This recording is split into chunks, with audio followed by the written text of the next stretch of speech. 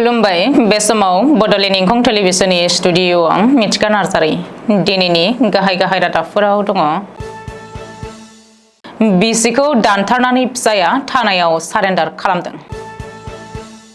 उफेरा बिसायख'थिनि थाखाय बिजेपिआ बिजाथिनि फारिलाइ फोसावबाय।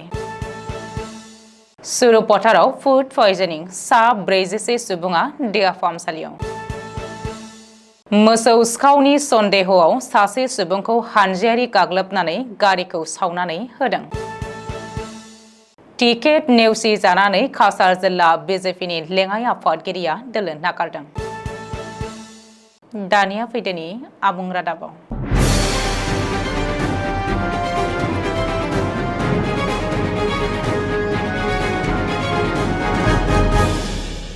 रायजोआव फिन गिख्रंथाव बुथारनाय जाथाय। बे खेबाव फिसायनि आखायाव बिसिनि जिउ खहा। फिसाया गावनि बिसिखौ सिखाजों दानग्लि जिउ फोजोबदों। खोला कामरुपनि दख्ला मासबारियाव जादों बे खास्रि बिस्रि बुथारनाय जाथाया। मिथिनो हानाय बायदिब्ला कुशल ठाकुरिया मुंनि सासे सुबुङा गावनि बिसिखौ बिखुनजो आरो फिसाज्लानि सिगाङावनो सिखाजों दानथारदों। बेनि उनाव दुथां कुशल ठाकुरियाया आखायाव सिखा लानानै विजयनगर पुलिस आउटपोस्टआव गावखौनो गथायहोयो। ओरैहाय पुलिस आउटपोस्टआव सिखा लानानै गावखौ गथायहैनायनि उनावनो पुलिसआ कुशल ठाकुरियाखौ एरेस्ट खालामो आरो पलासबारि थानायाव लाबोयो। बबेखानि कुशलखौ पुलिसआ पलासबारि थानायाव जेरा खालामदों होननानैबो सुलुङाव फोरमायदों। मख'नो गोनांदि जिउ गोमानाय आइजोआ सासे गथ'नि बिमामोन। जायगानि सुबुंफोरा फोरमायथिनाय बायदिब्ला जौ फाग्ला कुशल ठाकुरियाया जौ लोंनानै फैनानै बिसिनि सायाव उदखार खालामफैबाय थाखायोमोन आरो ओनसोलाव गुबुन सुबुंजों नांलाय खमलाय खालामबोदोंमोन। नाथाय बे बुथारनाय जाथायनि गुबै जाहोना पुलिसनि नायबिजिरनायनि उनावसो सोराङाव फैगोन। रिपर्ट बायदिब्ला बे बुथारनाय जाथायखौ लोब्बा लानानै कुशलजों लोगोसे बिमा एबा आइजोनि बिखुनजोखौबो पुलिसआ एरेस्ट खालामदों। आसामाव खुंजानो गोनां उफेरा बिसायख'थिनि थाखाय बिजाथिनि फारिलाइ फोसावबाय खुंथाय गोहोआव थानाय बिजेपिआ। मोनथाम बियाबनि थाखाय बिजाथि फोसावदों बिजेपिआ। मख'नो गोनांदि आसामनि मोनबा बिधानसभा बियाब फारियै बङाइगाव, बिहाली, सामागुरि, सिडली आरो धलायाव 13 नभेम्बर खालि खुंगोन उफेरा बिसायख'थि। बेनि थाखाय गासैबो राजखान्थि दोलोआनो गावबा गावनि खोलोबाव फोसावदिंनाय हाबाफारि लागासिनो।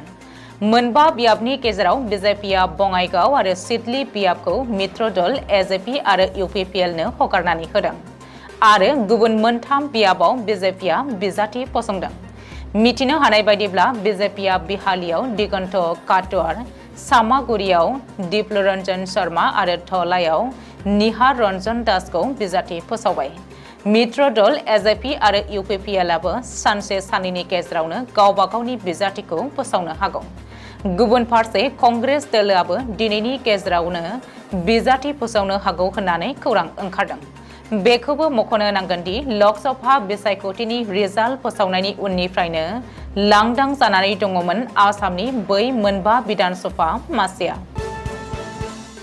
शनिबारखालि सुरुपथाराव फुड पयजनिं एबा बिस गोनां आदार मोनजादों। सुरुपथार साब डिस्ट्रिक्टनि उरियामघाट पासगरिया गामियाव जलपान जानानै सा 46 सुबुंफ्रा देहा फाहामसालियाव थाहैनो गोनां जादों।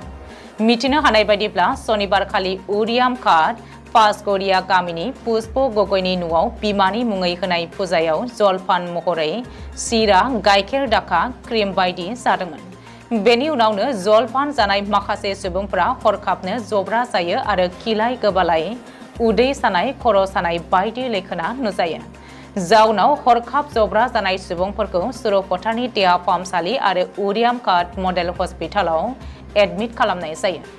बबेखानि बिस गोनां जलपान जानानै देहा फाहामसालियाव थाहैनांनाय सुबुंफोरा उरियामघाट, पासगरिया, नावजानि, कैरिगाव, बरपथार, दयालपुर, तरुंगाव बायदि गामिनि होननानैबो सुलुङाव फोरमायदों। बेनिनो सुरुपथाराव सा 22, उरियामघाटआव सा 18 आरो गलाघाटआव सासे सुबुंखौ गोजौ फाहामथायनि थाखाय दैथायहरनाय जादों होननानैबो सुलुङाव फोरमायदों।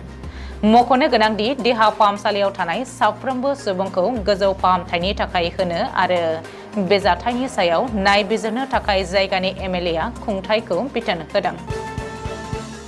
रायजोआव फिन हानजायारि गाग्लोबनाय जाथाय मायंनि टेटेलेगुरियाव जादों बे हानजायारि गाग्लोबनाय जाथाया टेटेलेगुरियाव जायगानि सुबुंफोरा सासे सुबुंखौ मोसौ सिखाव सन्देह खालामनानै हानजायारि गाग्लोबदों बेल' नङा गंसे गारिखौबो अर लागायनानै होदों बे जाथायनि उनावनो ओनसोलाव दुंहाव थासारि सोलिफुदों मिथिनो हानाय बायदिब्ला सनिबारखालि हराव मायंनि टेटेलेगुरियाव जहुर आली मुंनि सासे सुबुङा AS01 RC 7551 नाम्बारनि गंसे बोलेरो पिकआप भेनखौ लानानै मोसौ खावनो थांदोंमोन बे समावनो रायजोफ्रा जहुर आलीखौ हमनो हायो आरो जोंफ्रुनाय रायजोफ्रा जहुर आलीखौ हानजायारि गाग्लोबनानै गंसे न'आव जोबनानै दोनो आरो गारिखौबो सावनानै होयो गुबुन मोनसे सुलुं बायदियै रायजोफ्रा गिबियाव गारिखौ जब्द खालामनानै अर सावनानै होयो बेनि उनाव गारिखौ मानो सावखो होननानै सोंथि सोंनायाव रायजोफ्रा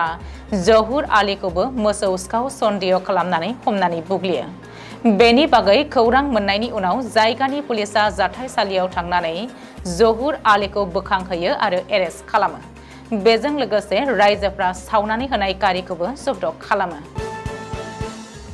बङाइगावनि उनाव बे खेबाव काछार जिल्लायाव टिकेटखौ लानानै इसिङारि एनआइएनि थलाइ बिधानसभा बियाबनि उफेरा बिसायख'थियाव टिकेट मोनैनि खुद्रिनानै दोलो नागारदों काछार जिल्लानि बिजेपिनि आफादगिरि अमिय कान्ति दासआ अमिय कान्ति दासआ धलाई बिधानसभानि उफेरा बिसायख'थियाव सासे गोख्रों दाबिथार बिजाथिमोन नाथाय जोबनायाव दोलोनिफ्राय टिकेट मोनासै अमिय कान्ति दासआ बेनि उनावनो अमिय कान्ति दासआ काछार जिल्ला बिजेपिनि लेङाइ आफादगिरि मासिजों लोगोसे बिजेपिनि सरासनस्रा सोद्रोमानि मासिखौबो एंगारबाय अमिय कान्ति दासआ गावनो बे बाथ्राखौ ससियेल मिडिया फेसबुकआव फोसावदों बबेखानि रायजोआरि आफादगिरि भवेश कलितानो लिरहरनाय दोलो नागारनाय लाइजामाव अमिय कान्ति दासआ आथिखालनि एमपि परिमल शुक्लबैद्यनि थाखायनो दोलोनि टिकेटखौ मोनासै होननानै अजद होदों बेजों लोगोसे सिलचर बियाबनि थागिरि निहार रन्जन दासनो धलाई उफेरा बिसायख'थिनि टिकेट होनायनि थाखाय परिमल शुक्लबैद्य आरो दोलोनि फारसे दुखु मोननाय आरो खुद्रिनाय फोरमायदों अमिय कान्ति दासआ दिनैनि रादाबा एसेनोसै गोजोन्थों।